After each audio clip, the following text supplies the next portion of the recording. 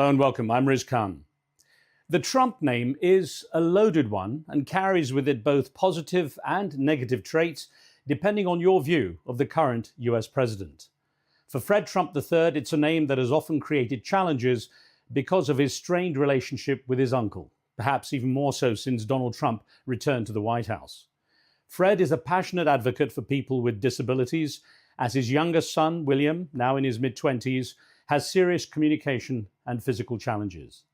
In his book published in 2024, All in the Family, The Trumps and How We Got This Way, Fred said that Donald Trump, in his first presidential term, had told him to let his son William die and move to Florida. Despite the rift, Fred Trump is still keen for his uncle to support his advocacy for disabled people. Although, as he told me, he believes Donald Trump's second term as president is a dangerous one. Fred, it's good to speak to you. It's been almost a year since we last spoke. And at that time, Donald Trump was campaigning. We discussed a lot about what would happen if he got into the White House again. Now, what did you make of what seemed to be, for a lot of people saying, is a decisive victory? Yeah, I don't think it was decisive in terms of the numbers. For sure, it was a very slim majority that he won, which he did.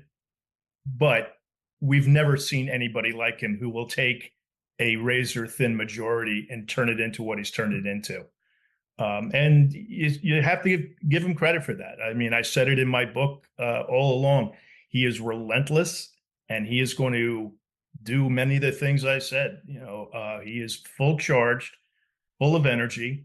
And does he make mistakes? In my opinion, yes. He'll never admit that. But he's doing stuff that no other president does. Now, you either agree with it or not, but he's in your face every single day. In your opinion, what defines this presidency of Donald Trump compared with his first term? A couple of things. He surrounded himself with what you may call legitimate cabinet members and folks that were around him. Yes, we've all used the word, guardrails. I was with him often at the beginning of his first term, and you could tell he was not happy with it. He comes from the hard-charging New York City real estate world, and now all of a sudden there are people telling him that there are rules that have to be followed. Second term, all bets are off. No guardrails, no rules. He will take advantage of anything he can. And again, as a Democrat, and I am a Democrat, I've always, since I was able to vote, have voted Democrat. There's a little envy in me, and I have a little Twitter account that has, a few thousand people, and I'm just constantly saying, and it's hard to say, but Democrats have to stop being so principled. They have to learn how to fight like he does. And just selfishly, I was kind of disappointed that the Harris campaign didn't use me a little more, because I grew up in the same neighborhood Donald did. I'm from Queens, and we know how to fight. So and that to use a word that Donald uses almost every day, that campaign, in my opinion, was a disaster. It should have been a victory for the Democrats. In terms of where things are for the Democrats now, where does it leave them? Because, of course, it was one of those situations where people said, well, this was an opportunity, but obviously it was lost. Yeah, it was lost. Bad campaign managers for Harris. Yeah, listen, she was thrown into a very difficult position. But when she didn't sort of disavow some of the Biden policies that she was involved with, I grant you. But here's the way I look at it. Donald's constituents, his fans, if you will, love him. I mean, you saw the Madison Square Garden before the election. I mean, they love him. In fact, there was one guy that spoke I actually went to junior high school with, and he was telling a story that I remember quite well. But these people, they have their signs. Was there anyone that really would cry in the stands for Kamala Harris when she came out? There was no true enthusiasm, except if you throw Beyonce in there. That was tough. You can't. I mean, you have to match his energy if that's possible. The thing is that it seems, according to the critics, that Democrats don't have anyone with real charisma now to take on someone like Donald Trump. I mean, irrespective of whether he's a good guy or bad guy, according to your position, he's got that presence that people seem to like, especially in America. And I couldn't agree more. And if you don't mind, I'll throw out some names that I think are really ones to look after. Wes Moore, the governor of Maryland, Andy Beshear is the governor of Kentucky. This state senator from Texas, James Tallarico. Now he should start off running for Senate. They're all really super smart. And Gavin Newsom, of course. I mean, you can't not have him in the conversation, but they're lacking that ability to attract passion from their people. I love Wes Moore. I think he's got a great backstory and all this, but I just don't know if he has the ability to go out there and take a knockout punch to his opponents. We seem to live in a world, though, where, if you like, the strong guy seems to be the hero for a lot of people. We have Benjamin Netanyahu in Israel. He's pretty much doing what he wants. We have Vladimir Putin in Russia doing pretty much what he wants, and Donald Trump in America doing pretty much what he wants. It seems it's a time for these guys who are really strong to just plow their way through. Yeah, there's no doubt about it. And I'm sure that list could be expanded by dozens. I keep saying, and I'm sure you're aware of what's going on with Texas with the redistricting. And I was, again, on my Twitter feed saying, all right, Democrats, don't just say, oh, if they do it, we're going to do it. Why can't you, instead of being reactive, be proactive? Where's the smart guy in the Democratic leadership that says, hey, I got a great idea. Let's gerrymander 5 seats in California before they even think about it. But it's always, oh, they're doing it. It's terrible. So we're going to do it. We don't want to do it because it's really not the way our principles are. Yeah, I want to win is what I want to do. I want this party to win. Isn't part of the problem, Fred, that politics, the world over actually, but particularly now in America, have become a case of whatever the other side says, we're going to oppose, even if it was originally our idea. It seems to be simply just negating what the other side says rather than coming up with original policies that might actually be bipartisan. I couldn't agree with you more. Unfortunately, certainly in this country, there is very little appetite for bipartisanship. And as you know, my incredible advocacy and passion and wanting to get out there to speak on the rights of the disabled, I kept saying it shouldn't be a partisan issue. Disability is going to, in one form or another, it's going to affect every family in this country. Yet there's no consensus on what to do about it. And it's a huge issue. And what I really was disturbed at with the Harris campaign, and again, I had a personalized letter sent directly to her and her chief of staff saying, I'm here. Let's forget, if you can, for a second, what being disabled means and the tens of millions. Let's put it in pure political terms.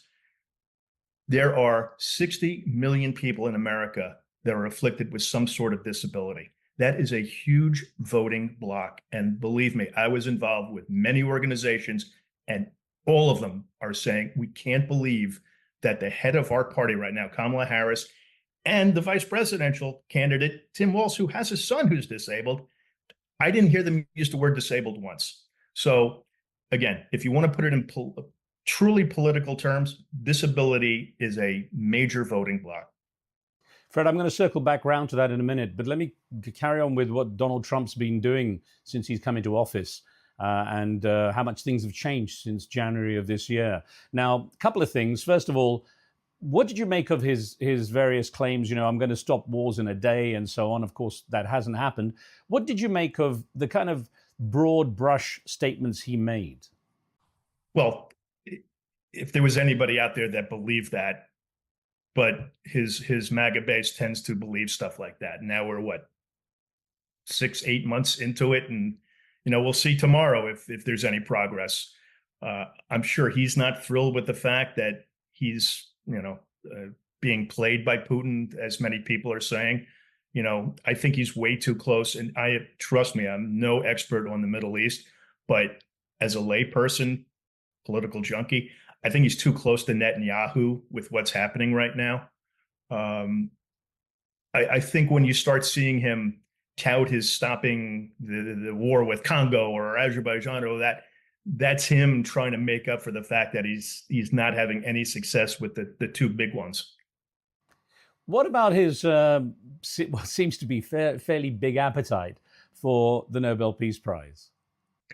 Yeah, it's interesting. It really is interesting how that comes up all the time now. I think it's just going back to Barack Obama, who Obama sort of lives rent free in his brain. Obama, and I disagree with this too, but Obama won the Nobel Peace Prize before he was even president. So I don't know how that. I think that really drives Donald nuts, and he wants it. There's no doubt. It's a mission for him right now. I've never personally heard him talk about it with me, but it is one of the most forward things in his mind. Yet it seems that many leaders are kind of cozying up to him by nominating him now. It's happened 3 or 4 times where people seem to be wanting to win favor. Why do you think people are so desperate to keep Donald Trump happy? Because he can make them very sad. If you get on his bad side, it could cost you.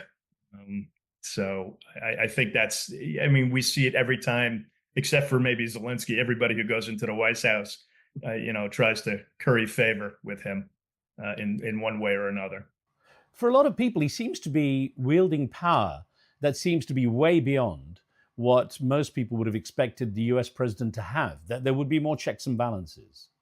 Yeah, I think those rules are gone for now. And I said early on when my book came out last year that, people don't care as much about the Constitution as they used to. I remember when I was in grade school, actually, Donald and I had the same teacher in high school, 17 years apart, who literally would read the Constitution and we would have to write it down in a green book. So we knew what the Constitution meant. Now it's, who cares about it anymore on the right side? I'm not going to necessarily say on the left, but yeah, he's taking advantage of everything he can. And he may lose some court battles, but with temporary restraining orders, but in the end, a lot of it comes back to his favor. And I don't know if it's his great attorneys or what, but he has won some things that I wouldn't have even imagined 5 years ago happening.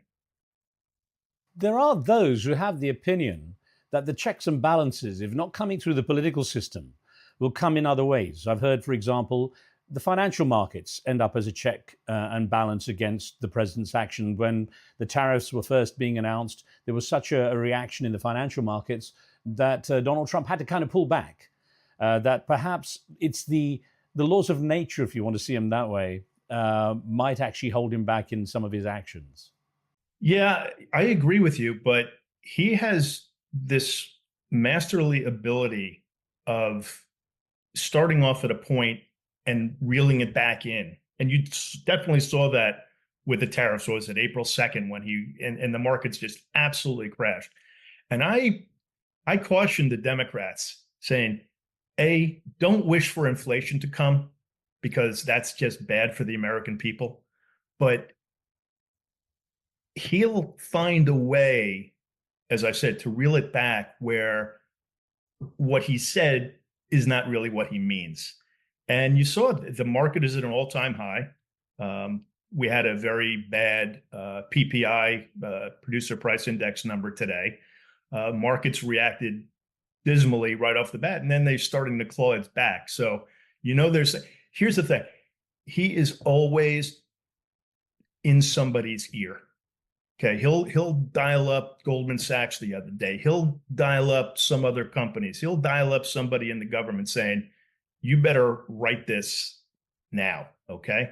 And don't say it was a bad PPI number. It was Biden's number. It was a bad, statistic. He will always find a way to win, to make him look good. And it's a genius. Do they listen? Do you think everyone listens? Who is everyone? Meaning the people he calls up. If he's in someone's ear, are they all obliged to listen? I can only go back to an old anecdote in real estate. Now, I was in real estate for 35 years in the city, and Donald would always tout himself as the biggest landlord in Manhattan, which absolutely wasn't true. There were a number of real estate families that had been around for generations, and I knew a few of them pretty darn well. And they would basically say, you know what, when we see that in the newspaper, we just kind of laugh and say, let him have his fun. So yeah, I'm sure there are guys out there that are saying, "Oh, sure, we'll do what you want," because you don't want to be under his thumb. You know, Fred, as a journalist, I keep my opinions out of this, but I'm going to say what a lot of people say, and that is some of the statements Donald Trump makes, when he says it's complicated or it's something people don't understand, but I understand better than anyone else, that this actually masks a lack of knowledge. Now, again, your family, irrespective of your issues, and knowing him well growing up, would you say he is genuinely a smart person? Yeah, I think he's a smart guy. Yeah, and he has a lot of smart people. Maybe smart different than, certainly in the beginning, Goldman Sachs smart. He had street smart guys. And that's what a lot of his knowledge, it's street smart. So when he says it's common sense, he truly means that. That's what he bases a lot of his decisions on. It's common sense. Like, who would have thought he would have gone up to Harlem last year during the campaign? He's not going to win. Well, guess what? He went up to Harlem and he was a hero for going up there. And he wound up winning the younger black vote. Anyway, so to get back to your point, he may not have the knowledge of a MIT professor like his uncle and my Uncle John, who was in the news a couple of months ago. Donald put him in the news, but he just has a knowledge of so many things. I mean, when I hang around with him or hung around with him, his knowledge of sports, his knowledge of this, it's pretty amazing. And he gets that from his father. I mean, my grandfather used to pour through newspapers every time I saw him on the weekends. And Donald's the same. Now, of course, his claims are often disputed and often disproved through analysis. But there is a feeling that somehow he's managed to manipulate the system and enrich himself greatly through whatever measures are coming through, in his presidency. Of course, he's meant to be detached from those. What's your opinion on the way the family business has been run, irrespective of him essentially supposed to be hands off? I don't think he cares. I really don't. And he's got enough people that say, we don't care that you don't care. Mike Johnson, the Speaker of the House, would say, oh, the Biden crime family. Okay, but it was, at least Donald is saying it out loud. And, that was just brushed over. So I really just don't think they care. Let people say that it's crooked or it's this or it's that. We like making money. We're going to make money any way we can. And that's it. I haven't seen any real blowback from it. Well, we spoke last year in September, Fred, actually just a few days before the anniversary of your father's passing. So I know you'll be commemorating that again in the coming weeks. At that time, your book had only been a couple of months old. You'd published in the summer, All in the Family, The Trumps and How We Got This Way. A lot of people at that time, and I questioned you on it, said it was designed to kind of disrupt Donald Trump's presidential campaign, that the timing was aimed at trying to push things the other way and kind of reveal his not so bright side or not so kind side. What sort of feedback have you had since then on the book? And in light of the presidential win, perhaps any feedback from your family? Well, I'll say that the feedback was, yeah, I of course got the, you're just doing this for the money, but and that's fine. I knew that was coming. It was initially not written for that purpose. I thought it was a very well balanced book, and that is generally what most everybody says. They appreciated the fact that I tried to do it in a level-headed way. They knew that I would take shots from my family, but I thought that what was going to occur with Donald's second term would be a dangerous thing. And I turned out to be pretty right in most everything I said. Now, do I regret some of the things I said? I've been back and forth with one of my cousins, and we used to have a good relationship. It's very tense I would like to get back in touch with Donald when the assassination attempt came. I wrote him something after the election. I congratulated him and said, look, I'm not congratulating you on your policies. I'm just congratulating you because you're my uncle. I hope to somehow get back to have some type of relationship with him. I said very clearly, I was actually in DC being interviewed by a few UK outfits. And I said, what I really wish he had done was say, okay, pal, I know how important disability issues are for you. So why don't you come down and let's figure out something to do? That never happened. And that was troubling. But again, yes, there were some things that people misconstrued that I regret saying about him. So I'm sorry for that. But I disagree with nearly everything that's happening right now. It's uncomfortable personally for me. My family, my direct family has been adversely affected by it, but that's the way it goes. I'm not whining about it. It's just the way it is. Now, you did say, Fred, the book was written to basically honor your father and his memory as well, and also to explain your passion, your advocacy for people with disabilities. And I was going to ask you first, and it was something I should have asked at the top, I guess, of the show, is how is William doing? Thank you for asking. William's doing well. He lives in a group home in a town right next to one my wife and I live in. Let me just tell you, this country is so ill-equipped to take care of people who need assistance like this. And it's not just what's going to occur with cuts to Medicaid, because that's coming and that's going to be devastating. It's also the immigration issue, where I'm going to say nearly every caregiver I know is not born in this country. And I mean, they're all here legitimately, but those who are on temporary protective status, we all have heard stories of ICE going after them. Now, these are people I've gotten to know. And when that Haitian thing happened last summer in Springfield, Ohio, I spoke out about it. I said, wait a second. Many of William's aides are Haitian, and you come and do that job, okay? It is a tough, grinding job every single day. And they have to take care of their family. And they probably have another job because they're only getting paid $18, $19, $20 an hour. It's sick in this country that we can't figure it out. And I got to know a great old friend of mine, worked with Ingenuity at Pepsi for decades. And I had the opportunity to speak with her. And she goes, Fred, it's great what you're doing. And because my book was was out in India, she goes, you got to tell that story because it's rampant in India. It's rampant in Australia.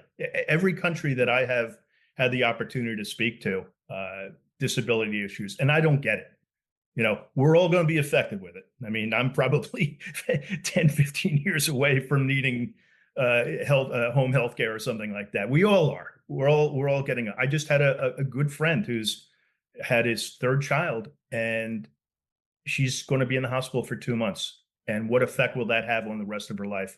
And who will be there to help? It's an issue that's just got to be dealt with. It's actually interesting that in the Middle East, in general, there's been kind of a move to see people with disabilities not as being disabled, but having determination. So the term often used is people with determination. 100%. I mean, I've always said that about William. He's the most courageous person. Imagine being in a wheelchair, not being able to speak, not being able to bathe yourself or brush your teeth or tell people that you're hurting. Imagine the courage it takes to have somebody you don't know come in and start taking care of you. But yes, the absolute determination of these people, it's so humbling. It is a very small word to what it really is.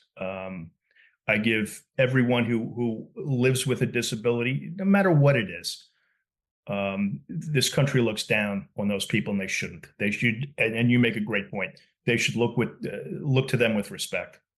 Well, we touched on last time how the story had come out, how your uncle Donald Trump had essentially quietly said to you, why he doesn't know who you are. William doesn't know who you are. Why don't you just leave him to die and move to Florida? That stuck with me, of course, and that's being quoted quite widely. Yeah. Yeah, no, he said it. And I wish he hadn't. I don't know if he wishes he hadn't said it. And that's just, that's just the way it goes. I tried to make the case that, there's the lack of empathy. And empathy is what this country really needs a little more of. Well, the reason I'd waited on this topic until now, Fred, is also because when we spoke last time, you talked about how many immigrants, you mentioned again now, how many immigrants are involved in the care services. And in the case of William, too, you said many of the people who've helped him are also from immigrant backgrounds as well, not born in the USA. And I'm wondering, since we last spoke, has there been any indication from what you know that any of those people have been affected? That obviously they're probably a bit wary now with the whole ICE agent situation. Yeah, obviously I can't get into any specifics, but sure, yes, I've heard of situations, not just for the caregivers, but for their family members. So yes, it is out there. I was going to say, are you sensing a general tension among the immigrant community where you are? Sure. And by the way, it's not easy to have the last name Trump when this is all happening. It's not that easy. Yeah, I was going to ask you about that. Of course, it will always be something you carry. You had actually said earlier on in our conversation how you were disappointed the Democrats hadn't used you in the campaigning prior to the election. That would have been partly, obviously, or largely perhaps because of your Trump name, but then there's also that potential liability, isn't there? The liability in terms of? Well, meaning that, again, bringing a Trump on the other side, it becomes more again about the Trump name and perhaps would be counterproductive. Yeah, I thought I had a great story to tell, but they thought otherwise. And okay. I also went into local races. There was a woman who was a representative from the town I went to school in, Bethlehem, Pennsylvania. And I remember sending her a signed copy of the book before the election, way before. And I got in touch. I said, why don't you have me here? My dad went to Lehigh. I went to Lehigh. And my son went to Lehigh. I know these people. Why don't you have me come down and at least talk? And they wanted no part. So yeah, maybe they're smarter than I am. Maybe mine was more of an emotional thing. But there is possibly the risk of retribution because there is a feeling that if you cross Donald Trump, that there's going to be some kind of outcome. Yeah. No, I mean, I've had virtual, I mean, other than, people that I come in contact with, every now and then who will, there's no black and white. They either love him or they hate him. So if they know me and they're MAGA Republicans, they're going to let me know that my book sucked and sorry.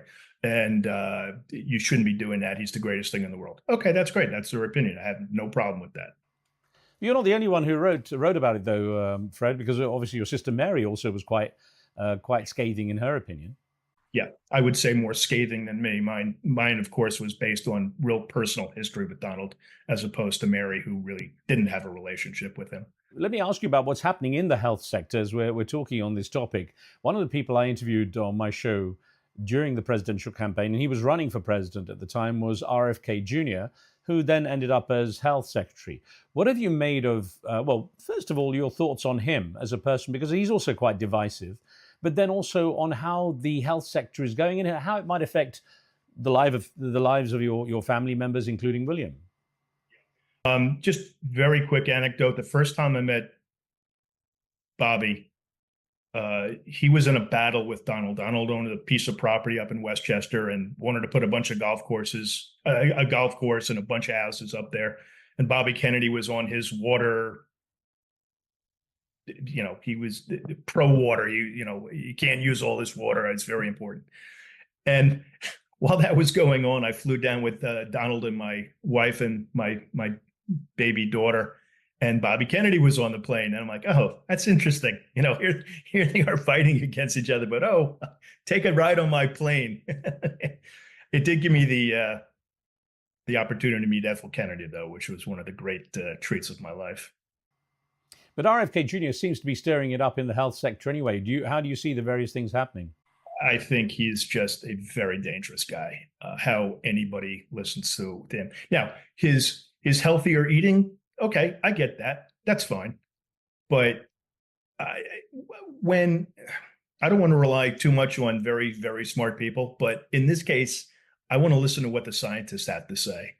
And there's a large majority that think he's just a hack and dangerous. And I'm disappointed in Donald that he would put somebody in that position that is so important. And frankly, we may not know the effects of his policies for years to come. That's part of the problem. And look, I hope it all goes well. I don't want anyone to be hurt. I just think the way he goes about it is absolutely wrong. There was a sense among some people that he has had to pull back a little bit, having taken on this role, the responsibility involved. And of course, he has to now work for everyone, that perhaps he's pulled back a little bit on some of his ideas. Yeah, you don't hear as much from him these days. So maybe he's trying to serious up a little bit and getting a lot of blowback.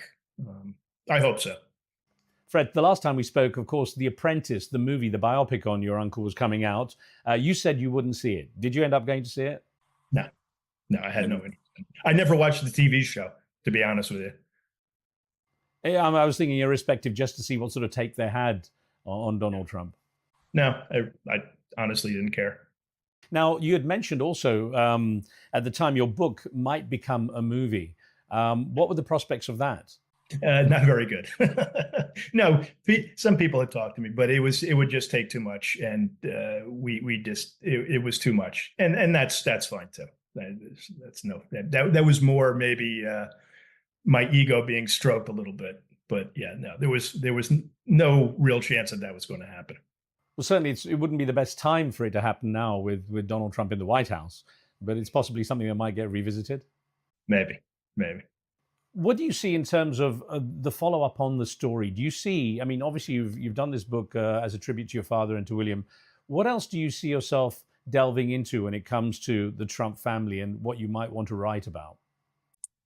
Oh, I don't know if I have another book in me. I just want to again say pretty much everything I said regarding Donald and his policies, Project 2025, have all pretty much come to fruition. And we have 3.5 more years to go through. We'll see. Next November is going to be extremely important with the congressional races. Democrats should, if history shows the party out of power comes through, but I wouldn't put anything past Donald and his Republican colleagues of pulling something out. Well, there has also been mention of Donald Trump seeing if the Constitution can be changed to allow him to take another term. Well, again, if you remember, I did say that he will run again in 2028. And I think the Supreme Court decision last year giving wider sway in executive powers, maybe he'll just say, I'm going to sign an executive order making me president again. I certainly wouldn't put it past him. I laugh nervously, but I wouldn't put it past him.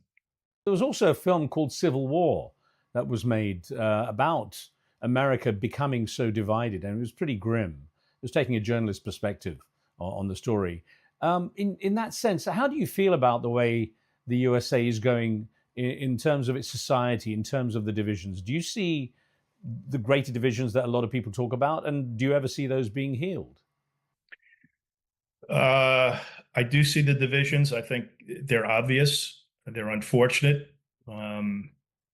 I've said it before. I'm a huge Godfather fan, and one of the great lines is, it takes a war every 5 years, every 10 years. If the Republicans get clobbered next November, it'd be interesting to see what happens to the Republican Party then.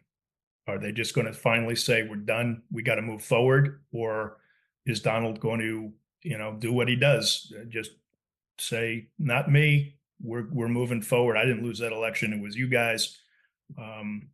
Yeah, it's going to be a combination of that and the Democrats getting a real leader in the party, because it sure isn't Chuck Schumer and it sure isn't Hakeem Jeffries, who I had great hopes for being a New Yorker. But I just don't see anybody with the pizzazz to really get out there and bare knuckle fight.